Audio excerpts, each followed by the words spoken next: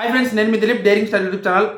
KT mutual fans ఎవరైనా వచ్చు first time చూస్తున్నట్లయితే ఇండివిజువల్ ఫ్యాన్స్ అయినా సరే లైక్, షేర్, సబ్స్క్రైబ్ చేయండి. కామెంట్ పెట్టడం మాత్రం మర్చిపోతూ హై బటన్ ఖచ్చితంగా కొట్టండి అవకాశం ఉంటే. ఇకపోతే వీడియోలో వెళ్ళిపోదాం. మ్యాచింగ్ అది మాత్రం కోఇన్సిడెన్స్.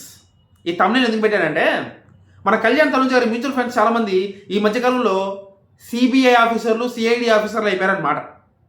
అంటే డిటెక్టివ్స్ అయిపోయారు. ఏం చేస్తున్నారు?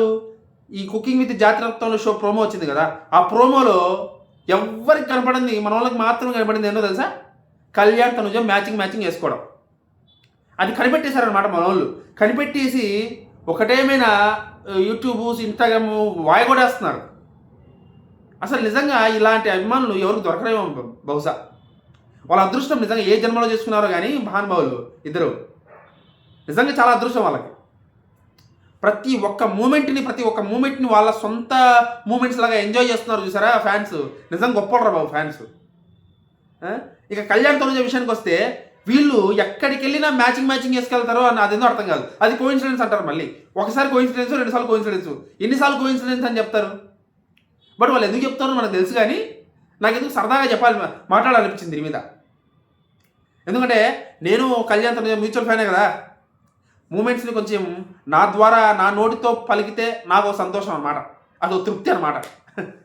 నిజంగా మన కళ్యాణ్ తనుజ గారు ఇద్దరు వాళ్ళు మ్యాచింగ్ వేసుకుంటూ మనందరికీ కావాల్సినంత క్లారిటీ ఇస్తున్నారు.